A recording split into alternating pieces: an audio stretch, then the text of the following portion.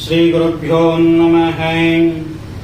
ಶ್ರೀ ಶಿವಕುಮಾರ ಮಹಾಸ್ವಾಮಿನೇ ನಮೋ ನಮಃ.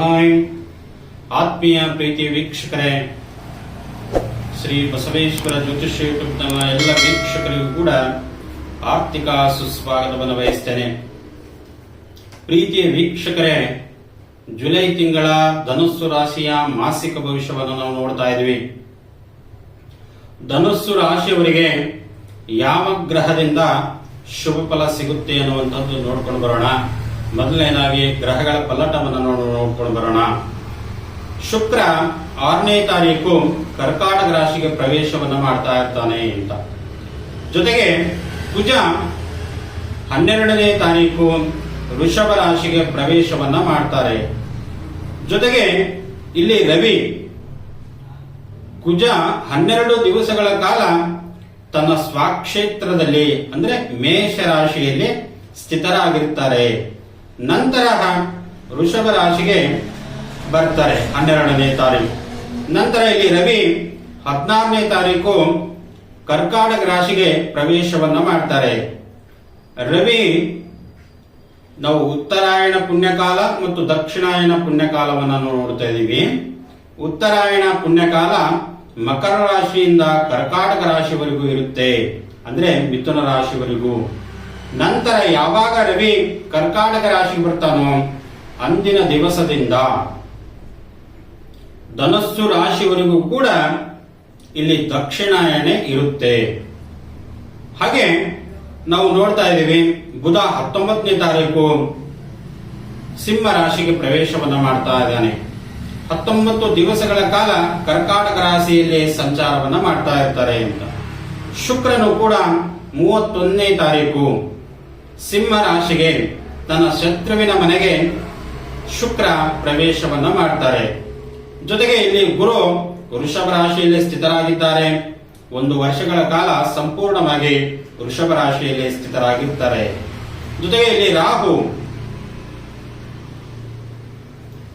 ಪರಿವರ್ತನೆ ಆಗ್ತಾ ಇರ್ತಾರೆ.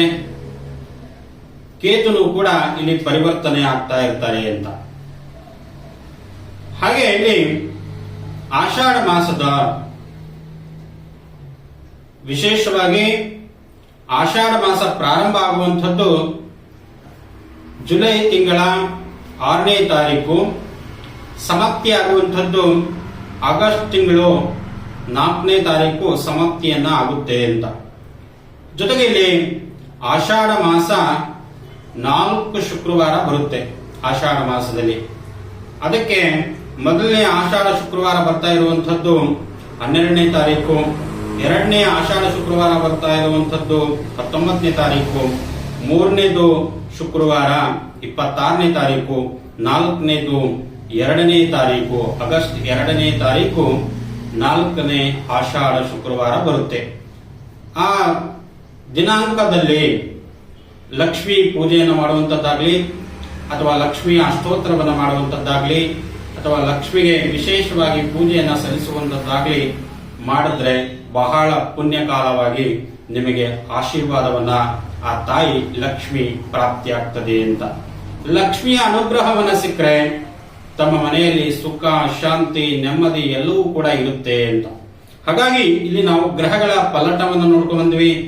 ಗ್ರಹಗಳಿಂದ ಯಾವ ಗ್ರಹ ಸ್ಥಿತರಿಂದ ಏನೇನು ಫಲಗಳನ್ನು ಕೊಡ್ತಾನೆ ಅಂತ. ಇಲ್ಲಿ ರವಿ 7ರಲ್ಲಿ ಇರುವಾಗ ಅತಿಯಾದ ಪ್ರಯಾಣ, ಜೊತೆಗೆ ಆಯಾಸ, ಆಹಾರ ವ್ಯತ್ಯಯದಿಂದ ಸ್ವಲ್ಪ ಅನಾರೋಗ್ಯ ಕಾಡಬಹುದು. ಎಲ್ಲಾದ್ರೂ ಪ್ರಯಾಣ ಬೆಳೆಸ್ತಾ ಇದ್ರೆ ಬಹಳ ಎಚ್ಚರಿಕೆಯಿಂದಿರಬೇಕು. ಬಹಳ ಆರೋಗ್ಯದ ಕಡೆಗೆ ಅಥವಾ ಆಹಾರದ ಕಡೆಗೆ, ತಾವು ತಿನ್ನುವಂತ ಆಹಾರ ಯಾವುದೇ ಒಂದು ಫುಡ್ ಆಗಿರ್ಬೋದು, ಎಲ್ಲೇ ನೋಡಿಕೊಂಡು ಅದನ್ನ ಶುಚಿಯಾಗಿದೆಯಾ ಇಲ್ವಾ ಅಂತ ತಿಳಿದುಕೊಂಡು ಆಹಾರವನ್ನ ಸೇವಿಸಿಕೊಳ್ಳಿ. ಇಲ್ಲ ಅಂತಂದ್ರೆ ಆಹಾರದಿಂದ ನಿಮಗೆ ತೊಂದರೆ ಆಗಬಹುದು, ನಿಮ್ಮ ಆರೋಗ್ಯದ ಮೇಲೆ ಪರಿಣಾಮ ಬೀರಬಹುದು. ಜೊತೆಗೆ ಇಲ್ಲಿ ರವಿ 8ನೇ ಭಾವದಲ್ಲಿದ್ದಾಗ ಸ್ವಲ್ಪ ರೋಗ ಬಾಧೆ ಕಾಡುತ್ತೆ, ಅಥವಾ ಸ್ವಲ್ಪ ಪತ್ನಿ ಮತ್ತು ಪತಿಯ ಜೊತೆಗೆ ಜಗಳ ಆಡುವಂಥದ್ದಾಗಿರ್ಬೋದು, ಅಥವಾ ಮುನಿಸಿಕೊಳ್ಳುವಂಥದ್ದಾಗಿರ್ಬೋದು. ನನ್ನ ಹೆಂಡತಿ ನನಗೆ ಬೈದ್ಲು ಇವತ್ತು ಅಂತ ಹೇಳಿ ಮುನ್ಸ್ಕೊಳ್ಳೋದಾಗಿರ್ಬೋದು, ಅಥವಾ ನನ್ನ ಗಂಡ ಬೈದ್ಲು ಅಂತ ಹೇಳಿ ಮುನ್ಸ್ಕೊಳ್ಳೋದಾಗಿರ್ಬೋದು. ಹಾಗೆ ಆಗುವಂತ ಚಾನ್ಸಸ್ ಕೂಡ ಇರುತ್ತೆ. ಅದನ್ನ ಎಚ್ಚರಿಕೆಯಿಂದ, ಆ ಕುಟುಂಬದ ವಿಚಾರದಲ್ಲಿ ಎಚ್ಚರಿಕೆಯಿಂದ ವಹಿಸಿಕೊಳ್ಬೇಕಾಗಿರ್ತಕ್ಕಂಥದ್ದು. ಇನ್ನ ಕುಜ 5ನೇ ಭಾವದಲ್ಲಿದ್ದಾಗ ಅಣ್ಣ ತಮ್ಮಂದರು ಮತ್ತು ದಾಯಾದಿಗಳು ವಿಚಾರದಲ್ಲಿ, ಭೂಮಿಯ ವಿವಾದಗಳಲ್ಲಿ, ಮಕ್ಕಳಲ್ಲಿ ವಿಶೇಷವಾಗಿ ಎಚ್ಚರಿಕೆಯನ್ನ ವಹಿಸಿಕೊಳ್ಬೇಕು. ಇಲ್ಲ ಅಂತಂದ್ರೆ ಅಣ್ಣ ತಮ್ಮಂದರು, ದಾಯಾದಿಗಳು, ಬಂಧು ಮಿತ್ರರಿಂದ, ತನ್ನ ಸ್ವಂತ ಮಕ್ಕಳಿಂದನೂ ಕೂಡ ಸ್ವಲ್ಪ ಕಷ್ಟಗಳು ಎದುರಾಗಬಹುದು. ಅದರಿಂದ ವಿಶೇಷವಾಗಿ ಎಚ್ಚರಿಕೆಯನ್ನು ವಹಿಸಿಕೊಂಡು ತಮ್ಮ ಮನೆ ದೇವರನ್ನ ಪ್ರಾರ್ಥನೆಯನ್ನು ಮಾಡಿಕೊಳ್ಳಿ. ಜೊತೆಗೆ 6ನೇ ಭಾವದಲ್ಲಿ ಇಲ್ಲಿ ನಾವು ಧನುಸ್ಸು ರಾಶಿಯವರು ಸುವರ್ಣ ಅಥವಾ ಕಬ್ಬಿಣದ ವ್ಯಾಪಾರ ಮಾಡುವಂತದ್ದಾಗಿರ್ಬೋದು, ಅಥವಾ ಸಿಮೆಂಟ್ ವ್ಯಾಪಾರ ಮಾಡುವಂತರಾಗಿರ್ಬೋದು, ಅವೆಲ್ಲವೂ ಕೂಡ ಉತ್ತಮವಾಗಿದೆ. ಆದರೆ ಇಲ್ಲಿ ಲಾಭ ಸಿಗುವಂಥದ್ದು ಸಾಧಾರಣ ಫಲ, ಒಂದು 60% ಅಷ್ಟೇ ಲಾಭ ಸಿಗಬಹುದು ನೀವು ಬಂಡವಾಳ ಹಾಕಿದ್ದಕ್ಕೆ.